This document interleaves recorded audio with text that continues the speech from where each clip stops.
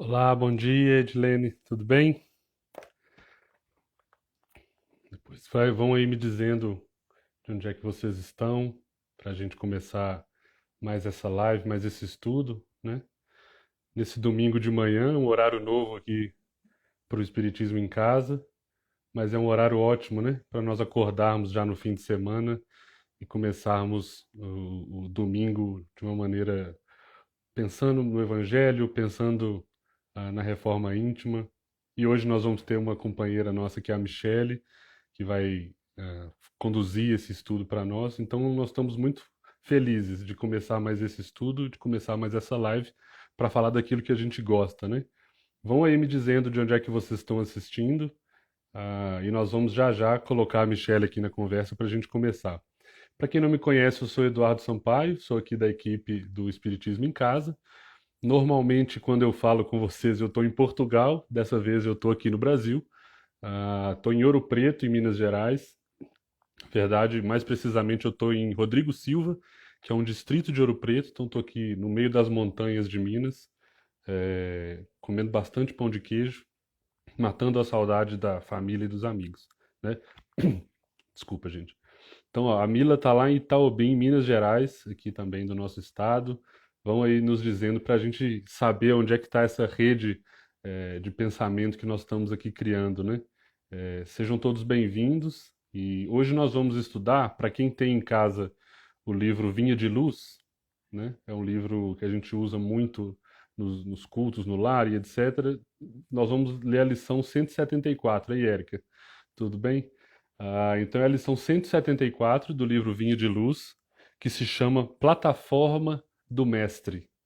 Qual será que é essa plataforma do mestre que nós vamos estudar, né? Vou deixar para a Michelle contar.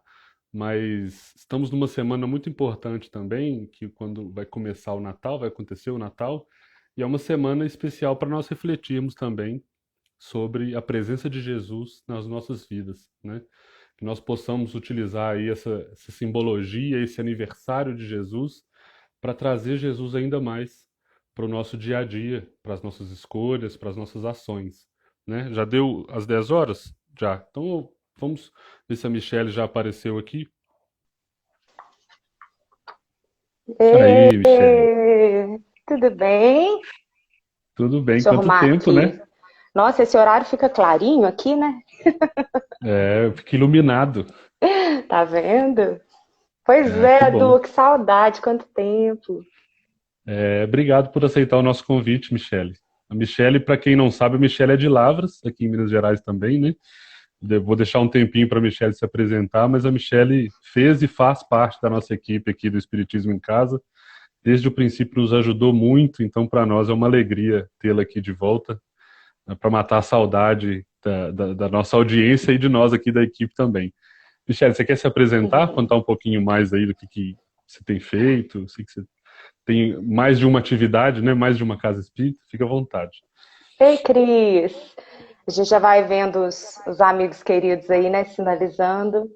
Ô, Edu, a Exatamente. gente está aqui em Lavras trabalhando na evangelização já há muito tempo, né? E aí passando por todas as faixas etárias, né? A gente começou lá com as crianças na evangelização infantil, fiquei muito tempo trabalhando com a juventude, e agora a gente está trabalhando com jovens não tão jovens. A gente está fazendo um trabalho aqui com o NEP, Maria de Nazaré, e o nosso trabalho é esse mesmo, assim, estudar o Evangelho, estudar a doutrina espírita e atender os convites aí dos amigos queridos. O Espiritismo em Casa Que é bom. querido do meu coração, então não tem nada que Tá, agradecer, viu?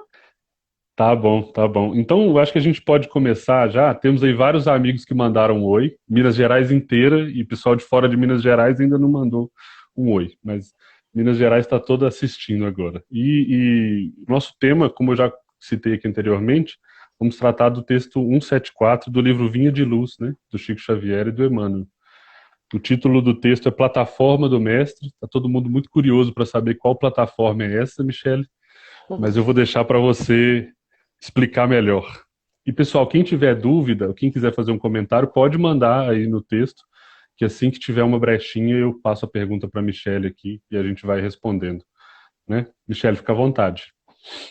Obrigada, Du. Aproveitar os minutinhos nessa manhã de domingo gostosa, né? Tá calor aqui em Lavras e para a gente aquecer também o coração, né? Falando um pouco de Jesus, nessa lição que você escolheu e relê-la foi muito bom, assim. Fazia tempo que eu acho que eu não lia ela, já conhecia, mas não acessava ela já há algum tempinho, e quando eu reli, e isso é uma das coisas que a gente percebe no estudo espírita, né, Du? Que a gente estuda, acessa as lições, acessa as questões do Livro dos Espíritos, mas cada vez que a gente revisita é um novo aprendizado, é um novo momento, e a gente retira dali lições que são bastante compatíveis com o momento que a gente vem vivendo atualmente. Você tinha falado que queria falar sobre o Natal e eu achei essa mensagem tão apropriada, porque ela fala É. mesmo dessa vinda do Cristo, né? Aliás, Odu, eu esqueci de pegar um relógio, você vai marcando meu tempo aí para mim? Tá bom, vamos lá. Então tá. Só para complementar, eu acho que isso é uma coisa muito interessante e maravilhosa do Evangelho, né? O Evangelho tem tanto ainda para nos ensinar que depois de 2000 anos a gente ainda está aprendendo cada dia uma coisa nova, né? Uai. É, e a gente precisa ainda estudar muito, né, para chegar lá. Sim, sem dúvida. E por isso que o estudo é contínuo, por isso que a gente estimula tanto isso, que o estudo seja contínuo, tanto das obras básicas quanto das complementares e também do Evangelho, né? Porque ele é universal, mas ele é individual, particular, e ele sempre vai atender às nossas questões íntimas aqui. Então, é um estímulo mesmo para que a gente não interrompa os nossos processos de busca nas lições sagradas que nos chegou pelas vias maravilhosas da mediunidade, do trabalho de muitos que vieram antes de nós aí contribuir, né, para o entendimento. E o Emmanuel, que tem o dom, né, gente? Esse espírito, a gente já o vê lá no livro Renúncia, fazendo o estudo do Evangelho dessa forma, quando o padre Damiano, ele ensinava Alcione, a jovem Alcione, né, esse espírito espetacular, que é a protagonista dessa obra linda, que é um dos romances históricos do Emmanuel. Ele a ensinava a estudar o Evangelho fazendo esse processo que depois aqui em Minas o seu Honório veio e aprimorou, que a gente conhece como miudinho, e a gente vê, independente de nome, de método, a gente vê que muitas pessoas vêm se dedicando a fazer isso, e Emmanuel fazia aquilo como padre Damiano, e ele ensinou a Alcione isso, ele falou disso para ela, né? Eles pegavam versículos do Evangelho e ficavam ali minuciosamente tentando compreender, extrair a lição viva por trás da letra sagrada dos textos, e nessa coleção Fonte Viva, da qual Vinha de Luz, que é o livro que o Du escolheu para a gente refletir hoje, Emmanuel faz exatamente isso, né? Cada um desses livros tem 180 estudos. Emmanuel selecionou 180 versículos e ele comenta versículo por versículo nessas obras, e ele acessa de uma maneira que, assim, só Emmanuel mesmo. E a gente lê e dá para fazer miudinho em cima do que ele tirou do versículo, né?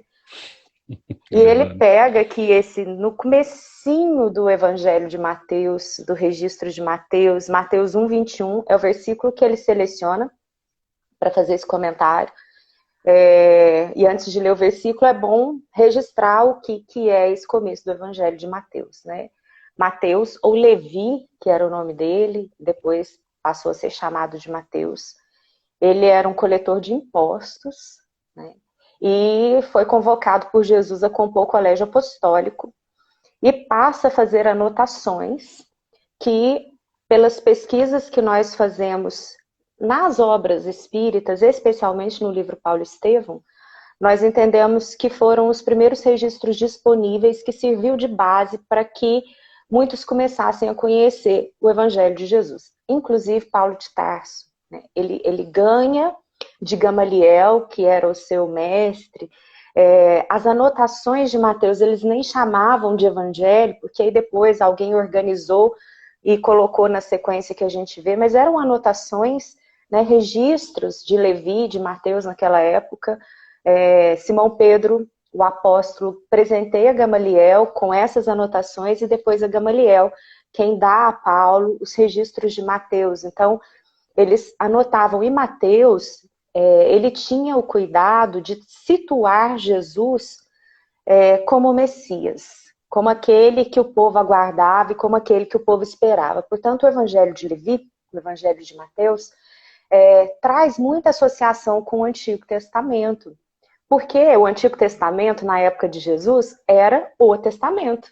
Né? Não existia o Novo Testamento na época de Jesus. Era o que existia, eram as leis e os profetas, era o registro de Moisés, que hoje a gente chama de Torá, são os primeiros 5 livros do Antigo Testamento, da Bíblia. E eles estudavam o Antigo Testamento e era ali, né, que existia a fonte de sabedoria religiosa naquela época. Era dali que eles extraíam o que a palavra de Deus, né, como eles chamavam, o ensino superior que chegava até eles através desse Antigo Testamento. E existiam muitas profecias, haviam feito muitas profecias a respeito da chegada, da vinda do Messias que era aguardado, e que esse povo esperava que esse Messias, que esse Salvador, os libertasse das opressões que esse povo vem sofrendo ao longo, né, dos anos. E Mateus, ou Levi, ele começa então o registro do seu evangelho trazendo a genealogia do Cristo. E isso é interessante, tem muita relação com esse capítulo que você trouxe, Du, porque ele está bem no comecinho mesmo nessa sequência, e ele vai fazer a gente refletir um pouco em cima do que o Emmanuel traz. Porque quando ele começa a registrar a genealogia, e assim, a gente vai lendo lá, ele faz uma busca enorme dos antepassados ali, ou dos grupos, né, do qual Jesus fazia parte, e situa ele como parte de um reinado, né, como alguém que tinha uma descendência real. E é interessante, a gente nem vai entrar aqui nessa genealogia, depois se vocês quiserem só olhar lá, ele registra bastante, mas todos esses reinados eram reinados humanos, né? Que naquela época tinha uma conotação, às vezes, de conexão com a força superior, né? Mas eram reinados humanos. E aí ele situa Jesus numa descendência real de reinados humanos. E naquela época aquele povo também já esperava que fosse assim, né? Que de alguma forma esse, que é o Messias, que viria, que ele fosse um rei dentro dos parâmetros conhecidos naquela época, né? Alguém que viria e que faria um trabalho social, político, de libertação física daquele povo tão oprimido, que vinha sofrendo tanto ali, especialmente com a opressão de Roma, né? E, Odu, você fica à vontade aí, se quiser adentrar e comentar. Assim que é bom o estudo do Não, não, Evangelho. não, não, vai.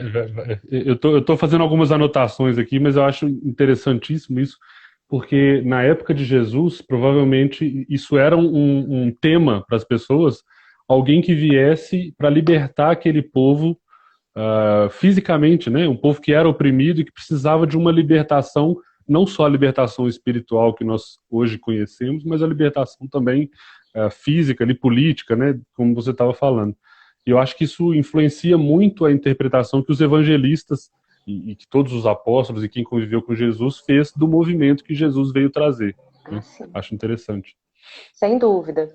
E aí a gente começa a entender o porquê talvez tenha tido tanta dificuldade de reconhecer o Cristo no papel que ele de fato veio cumprir, inclusive dentro do próprio colégio apostólico. Né? Existia uma movimentação social e política lá naquela época, uma delas muito conhecida, né, chamada os Zelotes. Era um grupo Uhum. político que buscava uma movimentação que hoje a gente usaria essa palavra, rebelião, né, para tentar Terrorismo, né? Quase.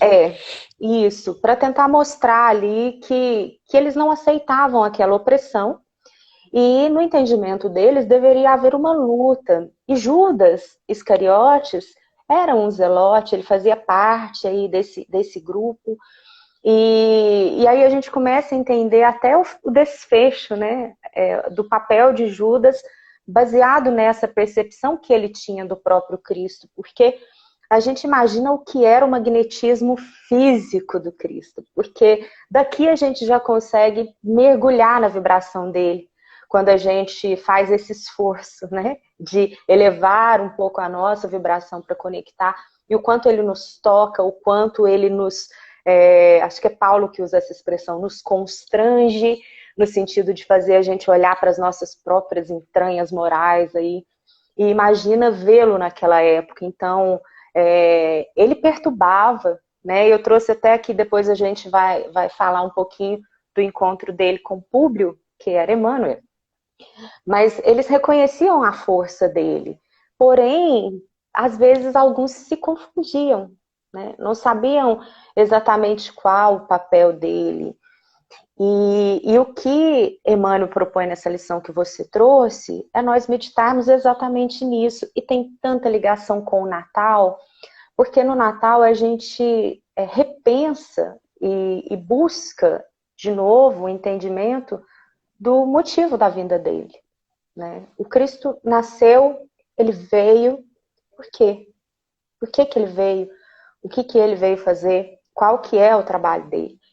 E é isso que Emmanuel vem comentando aqui, mostrando esses entendimentos um pouco diferentes, mas que nos faz pensar. Então ele começa falando desse tempo. Ele seleciona um versículo que é: ele salvará seu povo dos pecados deles. Esse é o comentário, é o registro de Levi, de Mateus, depois de colocar a genealogia do Cristo e situá-lo dentro de um reinado humano. Mateus vem e mostra que ele, Mateus, não havia entendido, não havia distorcido, na verdade, o entendimento da vida do Cristo, porque ele veio para salvar o povo dos pecados deles, né? Ele não registra aqui que ele veio para fazer uma rebelião, que ele veio para tirar qualquer opressão e dominação de qualquer nação em cima daquele povo. Então ele vem trazendo esse sentido. Nós vamos voltar nesse versículo daqui a pouco, mas vamos continuar aqui partindo do comentário de Emmanuel. Então eu vou trazendo uns trechos e a gente vai comentando. Tá bem? Tá bem, Michele, eu só não queria aqui, não sei se eu vou antecipar algum assunto seu, e se for, você me avisa que eu paro de falar. Mas eu acho esse versículo tão forte, sabe assim, eu acho que tem tanto assunto dentro desse versículo, assim, porque quando Mateus traz que ele, o Cristo, salvará o seu povo, primeiro ele já nos coloca como o povo do Cristo, sabe? Não é qualquer povo, é o povo dele. E vai salvar dos pecados do povo. Então, assim, Jesus não tem nada a ver com os nossos pecados. Jesus não veio aqui por nenhuma missão relativa a um problema dele, para ele resolver um problema dele. Ele veio pela misericórdia com os nossos problemas. Olha como é que isso é forte nesse momento, né? Assim, ele, o Cristo, saiu lá de onde ele estava, e a gente sabe que era muito longe, numa esfera muito inimaginável para nós, e ele vem aqui para nos salvar, povo dele, dos nossos pecados. Então eu acho que esse versículo ele resume, como você falou, o motivo da vinda do Cristo, né? Imagina o amor que isso representa dentro do Cristo, né? Mas não quero adiantar nenhum assunto seu, não.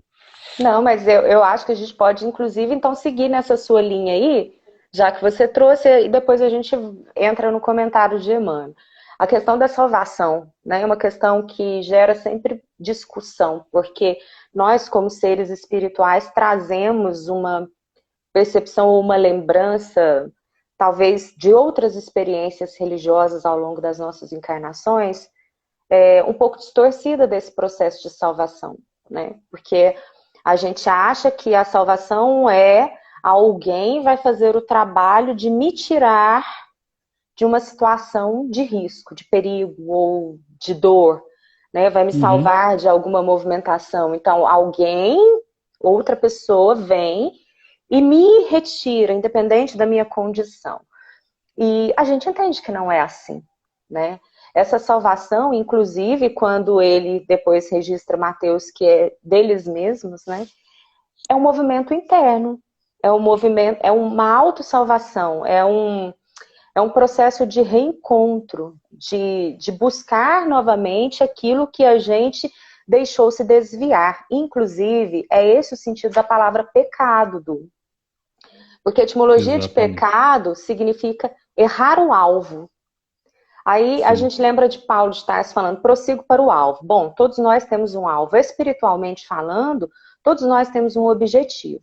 Quando Kardec pergunta o objetivo da encarnação dos espíritos, e eles dizem que chegar à perfeição, mas que há também um outro objetivo, uma outra proposta, que é fazer com que cada um de nós estejamos aptos a cumprir a parte que nos cabe na obra da criação. A gente entende que a perfeição, que a pureza, ela é uma consequência desse outro objetivo da encarnação dos espíritos. Porque, assim, se ele diz que a gente encarna para se tornar apto, para dar conta de cumprir essa parte, significa que talvez em algum momento nós não nos vemos aptos para isso. É muito diferente nós não nos vermos e nós não sermos aptos, porque todos somos aptos.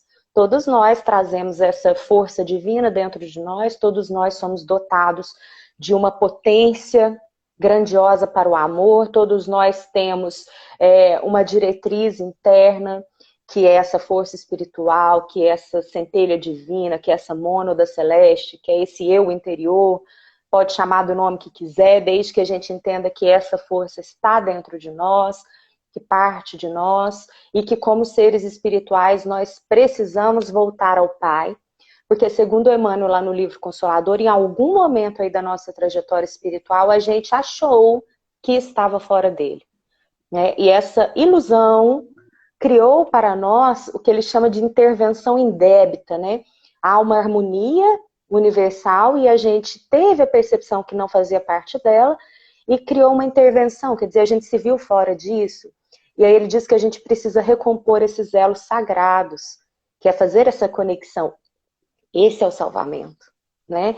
Somos Sim. nós que estamos nos vendo fora dessa conexão divina, fora dessa força da abundância do universo, da abundância espiritual, nós estamos nos vendo fora disso e a gente precisa recompor esse elo, quer dizer, a gente precisa se perceber dentro desse processo de comunhão universal que existe, que sobrevive em Deus, né? Então o Cristo, ele vem para fazer com que a gente acerte o ponteiro e mire o alvo, né? E não o contrário, né? Ele não vem tirar a gente, vem cá, sai daí e vou te colocar aqui. O evangelho dele, a proposta do evangelho dele é fazer com que nós encontremos em nós mesmos os recursos para acertar o ponteiro, para mirar no É alvo. porque é aí que está o mérito, né, Michele? O mérito de cada um evoluir por si próprio, né? Uhum, isso mesmo. E isso é a grande proposta do Evangelho, né? Então, ele salvará o seu povo dos pecados deles, né? Você falou do seu povo. É tão amoroso isso, porque ainda que nós não habitássemos um planeta que está sob a coordenação dele, nós seríamos o povo dele em qualquer ponto do universo, porque um Cristo, ele já não vê mais desconexão entre as criaturas, né? Então, em qualquer aspecto espiritual, nós somos o povo dele. Agora, além de sermos o povo dele, né? Acho que é o Saulo que brinca povo de Deus, né? Alguém fica brincando, chamando de povo de Deus, mas além disso, nós somos tutelados dele, porque ele nos acolheu nessa escola, nesse hospital, nessa oficina, nesse lar que nós chamamos de terra, né? E o Cristo nos recebe aqui, assume perante o Criador a tarefa de conduzir essa ovelha, que é a humanidade da Terra, de volta ao aprisco, porque nós nos distraímos, saímos do rebanho, né? Distraídos aí, e estamos começando a ouvir a voz do pastor, né? Porque o pastor, ele comanda ali, ele toca as ovelhas e elas o seguem pela voz. Nós estamos passando a reconhecer a voz, porque a gente já conhece a voz dele, né? E a gente precisa ouvir essa voz e voltar para esse aprisco, né? Retomar aí a trajetória do Cristo. Então, por isso somos o povo dele. E isso é muito amoroso, porque às vezes a gente se sente tão sozinho, né? ou às vezes a gente se sente tão desconectado das coisas e das pessoas, e aí a gente pensa, nossa, mas eu sou povo de Jesus, né? Eu sou povo de Deus aqui, isso tira aquela ideia de solidão, né? Embora seja muito difícil a gente transmitir o que a gente sabe para o que a gente sente, é um caminho longo, Exatamente. né? Fazer essa transferência, mas o estudo ele está aqui para isso, para que a gente clareie o entendimento e consiga assimilá-lo aí nos momentos de teste e de dor. Então, o Cristo salvará o seu povo dos pecados dele, significa que o Evangelho, a lição que ele vinha trazer, vai oferecer recursos suficientes para que a gente assimile, reconheça o alvo e mire nele, né? Então é esse processo. Se existe esse alvo e a gente ainda não está mirando nele, tem algumas coisas que talvez estejam ofuscando, dificultando a percepção disso, trazendo uma distorção e faz com que às vezes a gente se iluda achando que são outros alvos, outros momentos, outros processos. E é o que o Emmanuel comenta aqui. Ele começa dizendo que há 2000 anos, né, que era aquilo que a gente vinha falando aqui no começo, o povo acreditava que Jesus seria um comandante revolucionário, como tantos outros, trazendo aí por reivindicações políticas, a custas inclusive de morte, né, de suor e de lágrimas de muita gente, restabelecendo. Então ele situa a gente naquele momento e na forma como as pessoas viam Jesus naquela época, né, esperando exatamente isso, esse comandante, esse revolucionário. Isso gerou tantos conflitos, porque depois eles passaram a acreditar que até os seguidores de Jesus fariam isso, né? Lendo Paulo e Estevão, a gente percebe a preocupação de Saulo com esse grupo de rebeldes, né? O que eles poderiam causar socialmente, politicamente, no entanto, eles estavam numa casinha singela, acolhendo pobres, viúvas, órfãos, leprosos. Era essa revolução Uhum. que estava sendo implantada e que causou pavor, porque eles esperavam que surgisse uma rebelião aí, né? E foi isso, inclusive, que os sacerdotes usaram para interpelar Pilatos, né? Para estimular Pilatos a tomar alguma medida, porque Pilatos, como representante de Roma naquela região, se acontecesse uma rebelião ali, César ia cair matando em cima de Pilatos. Então ele era responsável por manter, né, aquele povo ali bem calminho, bem tranquilo. Então esse processo aí a gente via acontecendo, né, tanto com Jesus quanto com os seguidores dele. E aí o Emmanuel pula 2000 anos e traz para o momento atual. Ele diz que ainda hoje vemos grupos compactos de homens indisciplinados. E eu achei interessante ele colocar indisciplinados aqui, né? Que administrando ou obedecendo se reportam ao Cristo, interpretando-o, qual se for um patrono de rebeliões individuais sedentos de uma guerra civil. Gente, ao longo da nossa história aqui na Terra, quantos lutaram em nome do Cristo? Quantas perseguições vieram aí em nome do Cristo? E até hoje, quanta intolerância religiosa a gente vê, quanta apropriação dos ensinos do Evangelho a gente reconhece em diversas interpretações religiosas, e as pessoas se utilizando do Cristo e do ensino dele para atacar pessoas, para violentar consciências. O quão isso é grave, né? E ainda tão atual.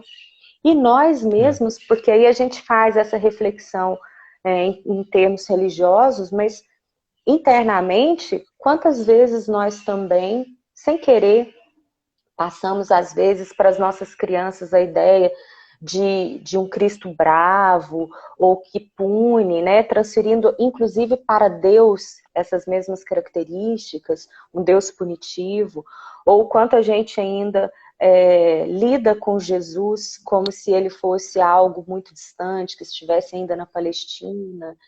E aí a gente vai vendo esses processos acontecendo, e a gente nota que quando o Emmanuel diz ainda hoje, é porque é real. Ainda hoje a gente vê isso, né? Nós já É, estamos aí há mais de 2000 anos de posse desse tratado que a gente chama de evangelho, e nós ainda distorcemos, nós ainda temos eu dificuldade. tenho um comentário importante que eu acho que é interessante aí, Michele. Primeiro que a Mércia fez dois comentários aqui que eu anotei. Eu concordo um pouquinho menos, mas o segundo acho que a gente concorda 100%. Que a Mércia disse que o evangelho é complexo. Eu concordo que o evangelho não é uma coisa tão simples assim. Senão a gente já teria aprendido e já estaria sentindo o evangelho e praticando. E a Mércia diz que só o espiritismo nos ajuda a entender o evangelho. Eu diria que o espiritismo nos ajuda sim, mas o evangelho ele acaba, na minha opinião, sendo universal, né? O ensino do Cristo para o seu povo e não só para nós do espiritismo. O que eu acho que é importante a gente refletir aí, e que tem a ver com o que a Michelle estava a falar, é que o evangelho ele serve de alimento transformador para nós, né? É individual. E nós, como espíritas, que sabemos que temos os nossos mentores, que sabemos que temos os nossos anjos da guarda a nos auxiliarem, muitas vezes, ao ler o Evangelho, eu não tenho a mesma interpretação que a Michelle tem. Uhum. Porque o alimento que eu preciso para minha alma é diferente do alimento que a Michelle precisa naquele momento. Então, a interpretação do Evangelho sendo individual, muitas vezes eu vou pensar assim, nossa, eu não tive a capacidade de interpretar o Evangelho de uma maneira tão brilhante quanto a Michelle interpretou e falou tão bonito naquele estudo. Mas era o que eu precisava naquele momento. Jamais a espiritualidade vai nos deixar abandonado à nossa própria sorte. O Evangelho sempre vai nos trazer algum input, né, algum elemento que vai nos ajudar a transformar a nossa alma. E acho que isso, o segundo comentário da Mércia, de que só depende de nós, é certeiro, né? Porque cada vez que nós abrimos o Evangelho e estudarmos um pedacinho, nós vamos aprender alguma coisa, vamos dar um passinho de formiga. E assim é que a gente vai conseguir evoluir, né? Muitas vezes a gente insiste em confiar na interpretação que outras pessoas fazem do Evangelho, e isso nos ajuda a estudar o Evangelho, mas não nos traz, muitas vezes, o alimento transformador, o alimento que nos vai gerar a reforma íntima, né? Então, é muito importante mesmo nós, individualmente, estudarmos o Evangelho e termos a nossa interpretação, porque é isso que nós precisamos, no fundo, né? É, interessante esses comentários, a gente sempre fala disso aqui, a complexidade do evangelho, né? Quando a gente busca o evangelho de coração aberto mesmo, a gente retira dali alguma coisa, ainda que não pelas vias do entendimento racional. Percebem? Eu não sei como, mas eu contemplei. Eu posso não ter entendido, mas a minha alma contemplou. Em algum momento, em alguma situação, aquilo se encaixa e faz sentido, né? Aquilo clareia, aquilo consola, aquilo conforta. Então, nem sempre a gente tem que buscar o evangelho ansioso por decodificar tudo, né, o que está ali, porque nós não temos condição de fazer isso. Eu vejo aqui por Emmanuel o quanto eu fico admirada com o alcance dessa alma, mas eu tenho acesso de uma parcela da trajetória dessa alma através da coleção que ele trouxe através do Chico. E eu vejo que essa alma passou e as experiências, quão antigo é a busca de Emmanuel, né, para entender isso. Então, quando eu vejo a interpretação dele, eu fico admirada e às vezes falo, mas eu não consigo interpretar assim.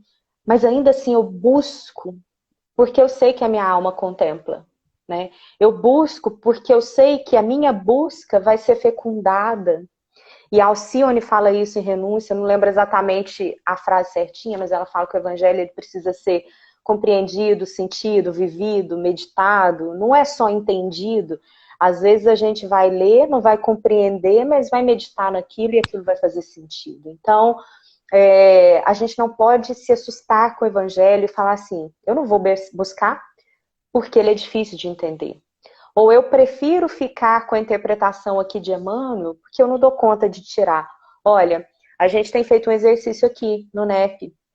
Quando a gente pega, né, uma passagem e vai estudar, nós estamos buscando primeiro fazer a expressão das nossas percepções. E depois a gente recorre à interpretação de Emmanuel e de outros para não inibir a busca da nossa alma. Então, é um esforço mesmo que a gente faz e que a gente estimula que vocês também façam, né? Ainda que pareça difícil, não é inacessível, não é impossível. E aí a gente tem que buscar. E em relação ao espiritismo, eu penso o seguinte: o Cristo é o governador espiritual desse planeta e a fala dele é uma fala linear, né? Ele fala de Deus e da sabedoria de Deus e do amor da mesma forma. Aqueles que vieram em nome dele falar lá no Oriente também falaram do Evangelho, né? Aqueles que vieram em nome dele falar em qualquer canal religioso também falam do Evangelho. Nós, esse grupo de almas aqui, do qual eu faço parte, e acredito que todos que estão aqui também, nós escolhemos acessar essa mensagem pelas vias do Espiritismo. Esse foi o nosso movimento de alma. As nossas buscas vieram para cá. Então, para mim, hoje, é aqui que eu bebo dessa água. Mas outros companheiros estão bebendo lá no Bhagavad Gita, que quando você lê ele, você consegue retirar, por exemplo, essências muito parecidas com o Sermão da Montanha, né? E é um cântico sagrado, e ele vai tirar dali. Outros estão buscando isso através do estudo da psicologia e chegam, às vezes, em conceitos muito parecidos. Nós todos vamos para o mesmo ponto, né? Estava lendo essa semana, por causa de um estudo, aquele capítulo da Gênese, de Allan Kardec, que fala que são chegados os tempos, né? E lá ele fala que no mundo regenerado nós vamos ter uma união de crenças, não de religiões, né? É que todas as vias de buscas vão levar para os mesmos pontos. Nós vamos chegar no mesmo destino, né? E se nós escolhemos seguir aqui pelo Espiritismo, nós temos uma série de recursos que vêm facilitar. O Emmanuel fala, né? Jesus a porta, Kardec a chave, abençoada doutrina dos Espíritos que me faz entender Nicodemos, né? E assim a gente vai reconhecendo muitas e muitas outras aberturas de portas aí. Então, olhar para o mundo e entender que todos nós vamos para o alvo, né? Independente do caminho aí que a gente vai seguir. Quanto tempo a gente tem, Du? Estamos com 30 minutos agora. Tá. Pode continuar? Claro. Então a gente Se eu falar que não, o pessoal vai brigar comigo aqui. A gente vinha falando dessa questão, né, da busca política, social do Cristo, e aí o Emmanuel fala que quando a gente pega o Evangelho, a gente não encontra nada disso ali. Nada disso. Oi, Fer. Minha queridinha Fer mandou um oi aí, ó. Então deixa eu mandar um oi para minha mãe também, que acabou de mandar. Ah! Oi, mãe do Du. Ô, Du, a gente tá igual os escribas de Paulo, né? Quando vai escrever nas cartas e mandar abraço pro povo nas cartas lá. Tipo isso. Mas seguimos aqui. O Evangelho, a gente precisa entender aí o que é o Evangelho, né? Porque quando a gente também fala de Evangelho, o Emmanuel fala que, entretanto, do Evangelho não transparece qualquer programa nesse sentido. Existe o registro dos ensinos do Cristo, que hoje nós chamamos de Novo Testamento, né? E a gente fala Evangelho, a gente pensa nesse livro, nesse conjunto de livros. O Evangelho, entretanto, ele é muito mais do que isso, né? O Evangelho é um código universal do amor. O Evangelho é uma lei universal. Então, Jesus, representando este Evangelho, né, essa força divina, ele veio à Terra e ele nos ensinou, codificando o ensino do Evangelho nesses textos que a gente conhece, nessas parábolas, nessas passagens, nesses diálogos memoráveis, né? Foi como Jesus se utilizou didaticamente, por isso a gente chama ele de mestre, né? Ele se utilizou didaticamente para trazer esse ensino universal. Então, por exemplo, a gente pode falar assim, deixa eu pensar uma parábola aqui. A gente pode entender sobre caridade, sobre compaixão, e fazer o uso da parábola do bom samaritano para extrair essa lição. Não necessariamente quem está lá em Júpiter aprendeu sobre a compaixão, sobre a caridade com a parábola do bom samaritano. Esse foi um código que Jesus utilizou dentro das nossas capacidades de entendimento aqui para trazer esse aspecto do evangelho, que é a compaixão, que é a caridade, que é a bondade, que é o rompimento das barreiras sociais, étnicas, né? Então, o Cristo se utilizou assim.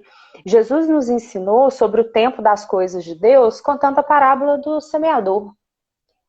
Um espírito que está, por exemplo, em outra galáxia vai aprender essa mesma lição que é universal de outra forma, né? Não sei como é que o Cristo dele lá vai ensinar para ele. O nosso ensinou para a gente assim. Então, assim, o Evangelho, ele é um código universal e Jesus codificou ele dentro da nossa capacidade de entendimento.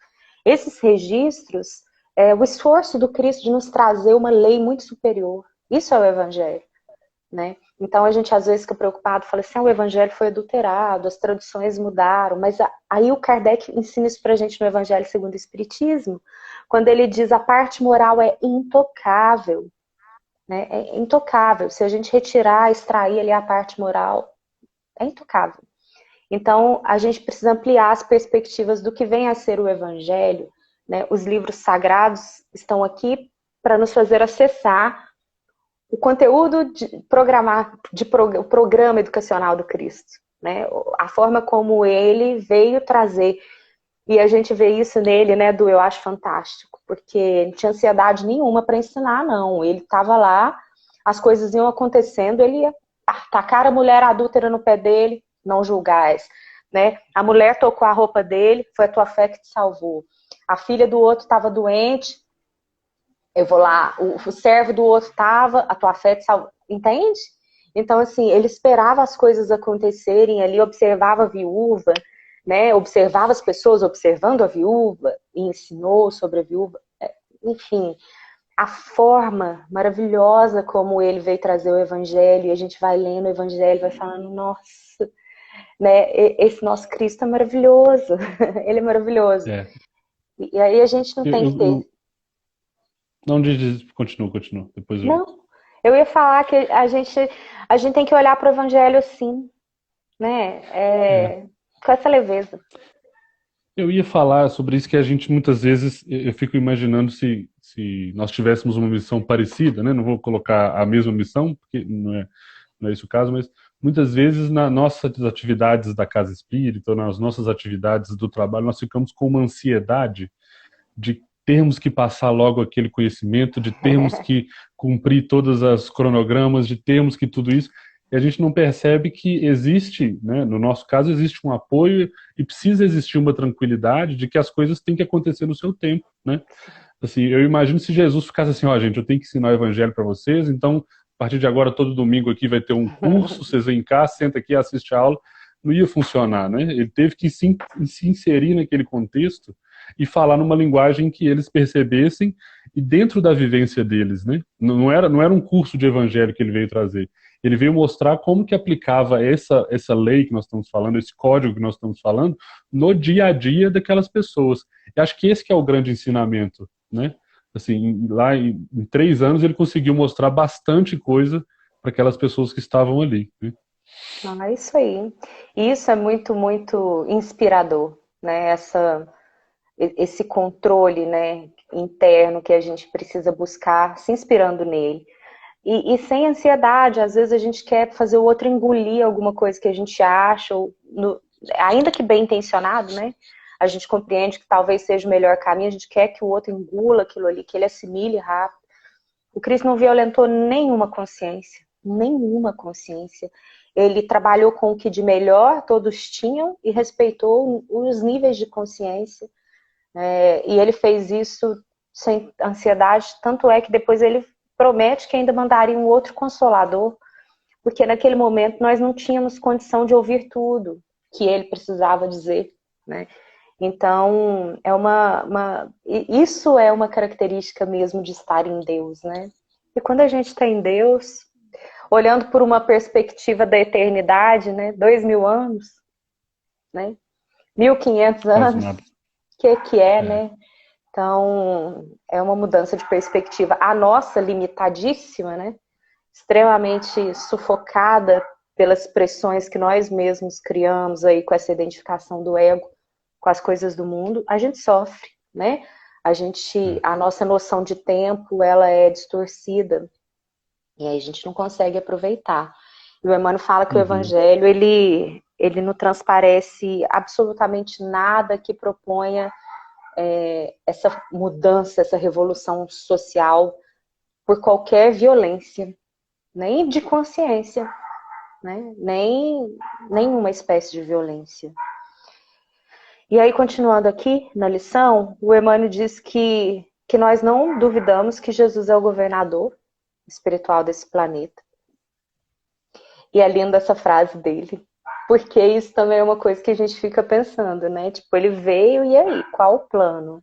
E aí ele fala assim, ó, o que fará ele do mundo redimido?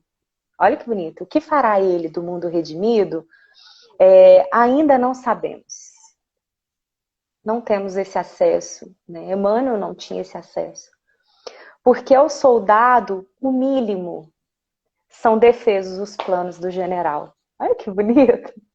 Né? Muito bom. O que o general, né, propõe, os soldados, assim, o mínimo, não têm acesso, não conseguem acessar.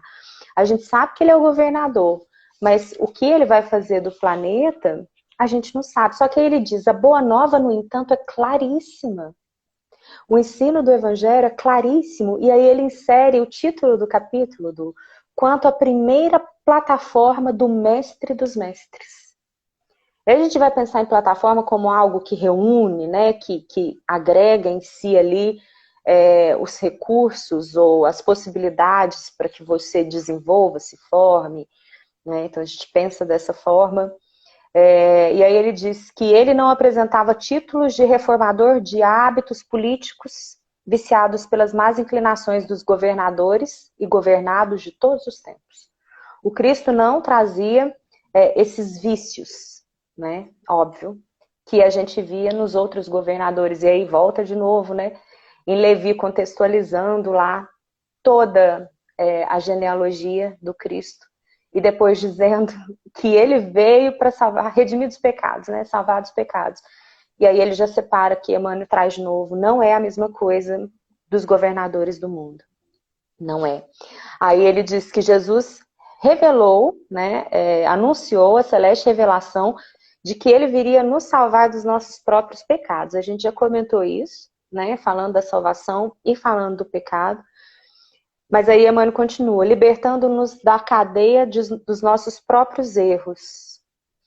Na questão do Consolador que eu trouxe, o Emmanuel fala exatamente isso, assim, que quando a gente se viu fora de Deus, surgiu o erro, né? Foi quando a gente criou aí esse movimento de virar, de mudar o alvo. E aí a gente vem criando ao longo das nossas encarnações uma cadeia de enganos e de erros. E a gente vai se afastando mais desse caminho de volta, desse retorno, né? Dessa busca de volta. E aí o Emmanuel diz que Jesus veio nos afastar do egoísmo e do orgulho que ainda legislam, nossa, legislam para o nosso mundo consciencial. Ou a questão do orgulho e do egoísmo, e a gente de novo volta para dentro, né? Porque onde é que está o problema do orgulho e do egoísmo? Está dentro da gente. Então é como se fosse assim, né? Duas forças contrárias que precisam ser atenuadas dentro de nós mesmos. Esse é um outro movimento dificílimo, porque a gente vê isso no outro, lá de fora. A gente vê o orgulho do outro, a gente vê o egoísmo do outro, a gente vê os efeitos disso lá fora, mas a gente não consegue ver isso dentro da gente, né? Buscar isso dentro da gente, fazer esse esforço. E aí, o Evangelho, a plataforma do Mestre, a plataforma que o Cristo veio trazer, é uma plataforma de mudança íntima. Veio para combater o orgulho e o egoísmo dentro de nós. Então, o movimento social, político, que vai decorrer da assimilação dessa plataforma é consequência das nossas mudanças. Imagina uma organização política num mundo regenerado, num mundo onde os seres têm como base a solidariedade, a fraternidade, que é o que está lá no capítulo de A Gênese, quando Kardec vem falando dos tempos chegados, né, falando que a base, que a sociedade do futuro vai se assentar na solidariedade e na fraternidade. Imagina todas as organizações do mundo assentadas nesses princípios e não mais no egoísmo e no orgulho, porque o que a gente vê hoje são forças opressoras, né? Dessa busca de querer dominar, de querer obter vantagens, de querer crescer, ainda que o outro seja explorado, que o outro seja oprimido, que o outro seja violentado, que o outro seja sacrificado. Isso é hoje a nossa situação. Mas a partir do momento que nós entendermos e recorrermos a essa plataforma do Mestre para combater o orgulho e o egoísmo dentro de nós e irmos nos transformando, é natural que essa transformação íntima extravase, né? Se manifeste, saia de nós e se expresse no mundo. E aí a gente vai dar testemunho disso nos nossos trabalhos, nas nossas organizações familiares de qualquer espécie, nos nossos templos físicos, né, que também não estão isentos da força do orgulho e do egoísmo, né, também são direcionados por homens que são dominados pelo orgulho e pelo egoísmo. Então a gente ainda vai ver uma movimentação de espiritualização das nossas religiões, e quantos já vieram, né? Eu me lembro muito aqui, a gente sempre comenta, não sei se vocês já assistiram um filme antigo, chama Irmão Sol e Irmã Lua. Conta a história de Francisco de Assis. Quem não leu, anota aí. Quem não leu, não. Quem não viu, que é um filme.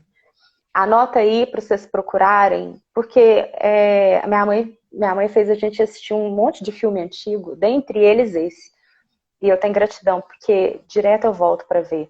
Mas eles registram lá o momento de Francisco de Assis, que é quando ele reconhece, né, que a conexão dele com Deus não precisava de nada, e ele está na igreja, e tinha uma separação dentro da igreja, né? Os sacerdotes na época lá, todo paramentados, com joias, e aí quem tinha dinheiro podia sentar, ficava na parte da frente da igreja, e os mais humildes ficavam em pé no fundo da igreja. E ele olhava aquilo e de repente ele foi tomado, né, por uma força espiritual, e aí ele tem uma cena muito simbólica porque ele se despe, né? Ele tira tudo do mundo e ele vai buscar Deus e passa a reconstruir aí uma capelinha com as próprias mãos.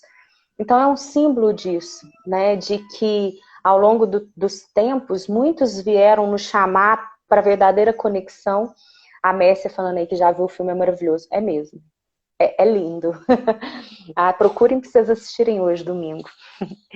E aí mostra exatamente isso, né? Esse despir das coisas aí, das formas, dos paramentos externos, porque quando a gente quer buscar Deus, é dentro da gente, a gente não vai precisar de mais nada. Por enquanto a gente precisa. Precisa dos templos de pedra, precisa dessas associações exteriores, mas há de chegar um tempo em que a gente não vai precisar mais disso, porque nós somos os templos, né? Nós somos templos de Deus, como disse Paulo. Então, essa plataforma que o Cristo traz, que Emmanuel comenta, é exatamente essa de nos afastar do orgulho e do egoísmo. E aí eu fiquei lembrando do encontro de Públio Lentulus com Jesus, e eu acho isso aqui um símbolo da nossa trajetória espiritual. Emmanuel representa aqui, eu acho que grande parte de nós, né? Que eu não vou ler tudo aqui, é o capítulo, deixa eu ver qual que é, acho que é o capítulo 4, capítulo 5 da primeira parte, de há 2000 anos, quando Públio Lentulus vai atrás de Jesus, a pedido da sua esposa Lívia, porque a filhinha estava doente. E aí ele encontra com Jesus E Jesus tem uma conversa com ele justamente sobre a força do orgulho naquela alma, naquele momento, né? Porque ele era um senador de Roma e naquela época não tinha nada que fosse mais importante, né, do que servir a César, falando socialmente, politicamente. Ele tinha ali uma posição de muito impacto em Roma e estava ali na Palestina e encontra Jesus, e aquilo para ele era, né, o que ele achava de si mesmo, né?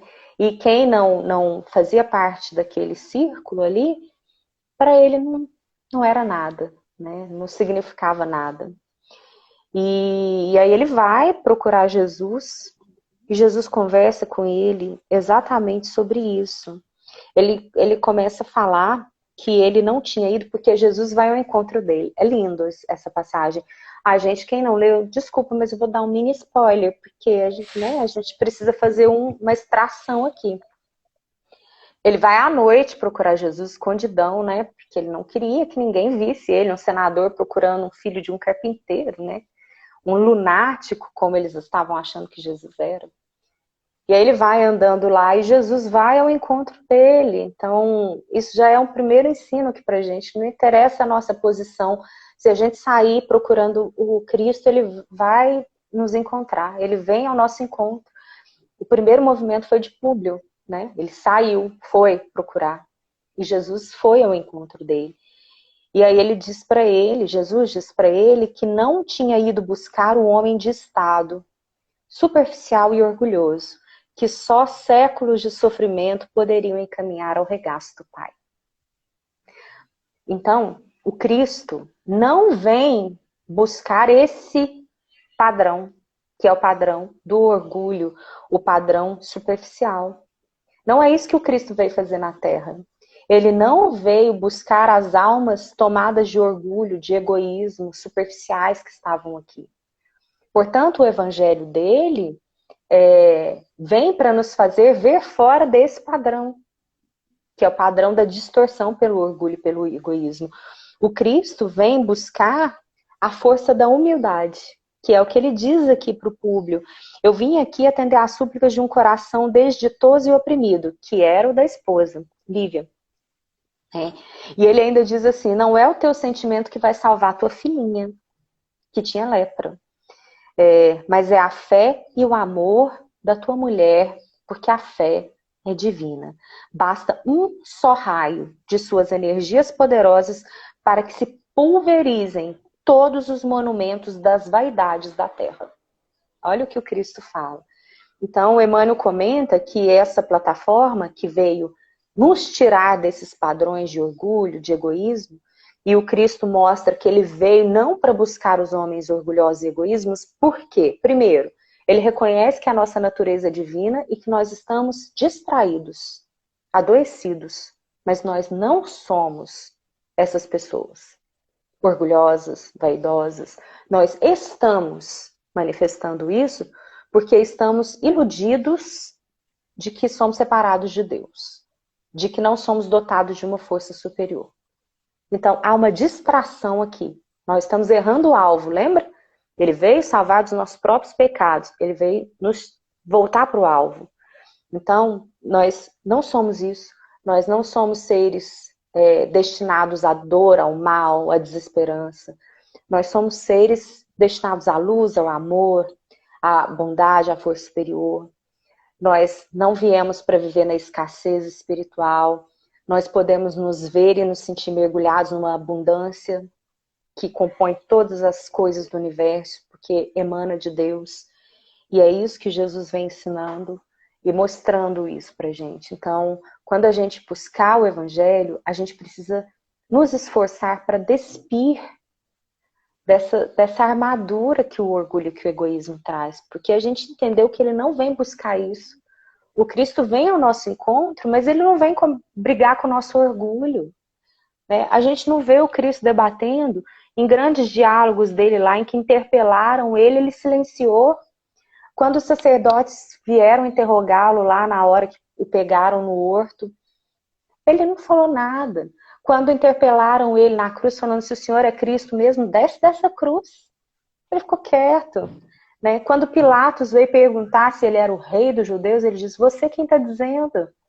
Né? Então, o Cristo, ele não vem medir forças com a força do orgulho e do egoísmo. Ele quer acessar a alma. Né? E nós precisamos, igualmente, nos despir dessas duas forças para buscá-lo. E é isso que ele fala para o Emmanuel, teria sido muito melhor se você viesse me buscar na hora mais clara do dia, e não de noite escondida, né? Porque isso é característica do orgulho. Eu não vou agora, porque vão me ver, eu vou esperar ficar claro, vou esperar ficar escuro para buscá-lo.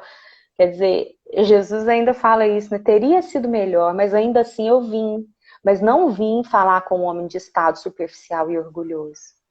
Né? Atendi uma súplica de um coração humilde, dotado de fé. Então, ele está ensinando para a gente o caminho aqui. Né? Ele diz para Emmanuel que depois de longos anos de desvio do bom caminho, pelo sendal de erros clamorosos, que é o que o Emmanuel fala aqui, ó, o Cristo veio nos libertar da cadeia dos nossos próprios erros. Está no capítulo 174 que a gente está estudando. E aí o Cristo diz assim para ele, você encontra hoje, Públio, olha só, um ponto de referência para a regeneração de toda a tua vida. Aquele momento em que aquela alma estremeceu diante do Cristo. E aí ele completa dizendo, está porém no teu querer aproveitá-lo agora, ou daqui a milênios.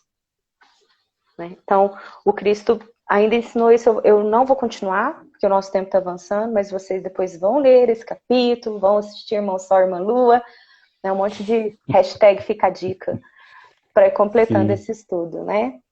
E aí, terminando, o Emmanuel fala que ele anunciou, então, a celeste revelação, vindo nos salvar dos nossos pecados, né, libertando os nossos erros, e que nós, até hoje, nos achamos em simples fase de começo do apostolado evangélico.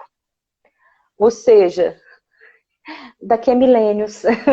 A nossa escolha aqui, ó, tá parecendo bem clara, né? Em algum momento da nossa trajetória espiritual, a gente já teve aí esse contato. Mas parece que escolhemos os milênios. Né? Então, ele diz que até hoje nós estamos no início, na fase de começar o apostolado evangélico. O Cristo libertando o homem das chagas de si mesmo, para que o homem limpo consiga purificar o mundo. Que é o que nós falávamos aqui. Quando nós nos livrarmos dessas forças de orgulho e de egoísmo, a revolução externa vai acontecer não porque vem alguém lutar, mas porque nós vamos fazer essa mudança. Naturalmente, né? Naturalmente. Isso é regeneração. É a música lá, né, que o Tim e a Vanessa cantam. A terra regenera dentro de nós, né? E aí ele termina. O reino individual que puder aceitar o serviço libertatório do Salvador vai encontrar uma vida nova. E isso é Natal, né? E isso é nascimento do Cristo. Então, o reino não é mais um reinado de Salomão, não é mais um reinado de Davi, é um reino interior. Quer dizer, o Cristo vai ser rei dentro de mim. É aqui, né? E aí a gente vai encontrar essa vida nova, que é esse ponto de referência, que vai nos tirar dessa cadeia de erros, que vai nos libertar desses enganos que a gente tem cometido e que vai nos colocar no alvo. Então, esse é o sentido dessa plataforma, esse é o sentido do Natal, né? É esse nascimento do Cristo que a gente tem que celebrar, é essa vida nova que a gente tem que buscar, é isso que o Cristo disse quando falou, faz isso e vivereis. É isso, né? É nos livrar desse orgulho do egoísmo e implantar esse reino dentro de nós. Todo o ensino dele tem muito sentido, né? E a gente consegue fazer grandes conexões. Du, é isso que eu fiquei meditando. Não, Michele, agora a gente precisa de mais 2 horas de estudo aqui, que o pessoal tá igual eu aqui, gostando do estudo, nós vamos ficar mais umas 2 horas e meia aqui. Mas brincadeira, eu te agradeço muito, Michele, pela sua disposição e pela sua disponibilidade de estar aqui conosco. Queria só repassar algumas referências que a gente falou aqui. Muita gente mandou alguns comentários aqui. Eu achei interessante, a Carla trouxe sobre o termo plataforma, né, que o Emmanuel utiliza, e que hoje em dia nós estamos falando muito de plataforma, até por causa da pandemia, os encontros online, nós estamos de novo falando de plataforma, e o termo ainda é muito atual. Mas as referências que eu queria trazer são, nós estamos estudando o livro Vinha de Luz, escrito pelo Emmanuel através do Chico Xavier, texto 174, se chama Plataforma do Mestre, foi o texto que guiou esse estudo da Michelle. Dentro desse texto apareceu uma referência ao Evangelho de Mateus, capítulo 1, versículo 21, e eu tenho aqui outras duas referências parecidas que eu trouxe para a gente discutir, mas fica para leitura em casa. Uma é no Evangelho de Lucas, capítulo 2, versículo 1 a 7, que traz mais ou menos a mesma coisa que Mateus disse, mas nas palavras de Lucas. Então fala também dessa missão de Jesus vir salvar o seu povo dos pecados. E eu tenho uma outra referência que é do Evangelho de João, que é um texto que para mim, tem refletido, tem reverberado muito, né? Que é o Evangelho de João, capítulo 16, versículos 7 e 8. Então, Lucas, capítulo 2, versículo 1 a 7, Evangelho de João, capítulo 16, versículos 7 e 8. Esse capítulo 16 é quando Jesus fala para os seus apóstolos da anunciação do Consolador prometido que viria depois, né? E ele fala de uma maneira muito parecida com essa questão de nos ajudar a nos livrar dos nossos pecados. Ele fala assim, olha, eu hoje eu tenho muita coisa para falar que vocês não vão entender. Então eu falo através de parábolas, mas vai vir um Espírito de verdade que vai falar diretamente e vai ajudar a libertar os pecados do mundo. Então vale a pena ler também esse outro versículo. Michelle, muito obrigado pela sua disposição, como eu falei. Acho que foi ótimo. As pessoas estão mandando um feedback também muito legal. Espero que a gente se encontre mais vezes e que não demore tanto, né? Edu, obrigada pelo convite. Bom demais revê-lo e revê-los. E que Jesus inspire aí na continuidade do trabalho, sem essa ansiedade, né, Edu? Que Jesus vem ensinar pra gente, fazendo aí o que tivermos que fazer com alegria e espírito, né? Eu estava lembrando aqui de uma fala, eu não lembro onde não lembro a referência, né? Não sei se isso era do Livro dos Espíritos, se era da Revista Espírita, o que era. Mas era que algum espírito comentava assim, olha, se vocês percebessem realmente o que é o Evangelho e o quão poderoso é o Evangelho e a doutrina espírita, vocês estariam muito mais preocupados com a reforma íntima do que vocês estão. Então, acho que a gente tem que procurar estudar o Evangelho para entender mesmo quão profundo isso é, porque quando nós entendermos, aí nós vamos fazer as mudanças que nós precisamos fazer dentro de nós, né? Não é impondo de fora para dentro, é entendendo primeiro e depois agindo. Michele, eu Sem esqueci de dúvida. dois recados muito importantes aqui. Um é para quem gosta de estudar o Evangelho, como nós fizemos, e a Michele lembrou no começo do estudo minucioso do Evangelho, né? Foi muito divulgado aqui em Minas Gerais pelo seu Honório e pelo Sobral. Existe uma plataforma, uma ferramenta, olha aí a plataforma aparecendo, que é um aplicativo que se chama Boa Nova App. Então, quem tiver interesse de conhecer esse aplicativo, boanovaApp.com.br.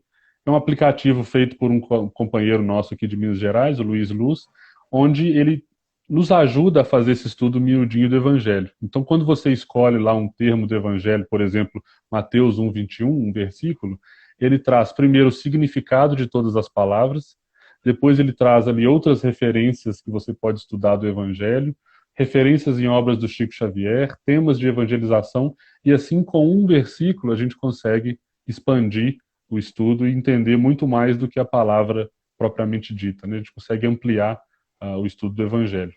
E o segundo recado que eu esqueci, esse primeiro, boanovaApp.com.br, vale a pena acessar.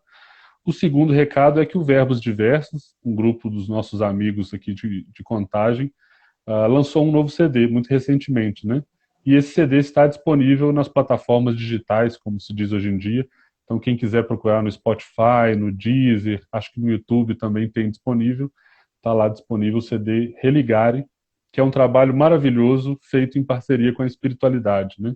as letras dos trabalhos, das músicas, são feitas pelos espíritos, psicografadas, e são musicadas pelo pessoal do Verbos Diversos, com a inspiração dos espíritos também. Vale a pena conhecer, e vale a pena ouvir, porque é muito rico esse trabalho. Mateus, capítulo... Alguém pediu a referência aqui, Ana Lúcia. Mateus, capítulo 1, versículo 21. Lucas, capítulo 2, versículos 1 a 7. E João, capítulo 16, versículos 7 e 8. Tá bom? Então, pessoal, que Jesus possa estar conosco mais essa semana. Uma semana tão importante do Natal, né, Michele? E que semana que vem nós possamos estar aqui no mesmo horário. Vamos estar com o Felipe para matar a saudade também, para estudar um pouquinho nessa semana tão importante para as nossas vidas, né? Saudades, Felipe. Felipe tá lá, cheio de novidades aí. Vamos ver se ele vai. Como é que vai ser esse estudo? Oi, Então tá gente, bom. Feliz Natal, viu? Um beijo para os amigos que eu vi aí, Simone, Nanda, a Jennifer também estava vendo aí. Um beijo para todos, Feliz Natal e que a gente resgate esse significado tão importante dentro de nós, né? Beijo, viu, Du? Obrigada. Foi ótimo Obrigado. revê-lo. Vamos voltar pro alvo, né? Isso mesmo. Até já, Michele. Feliz Natal aí. Tchau, gente.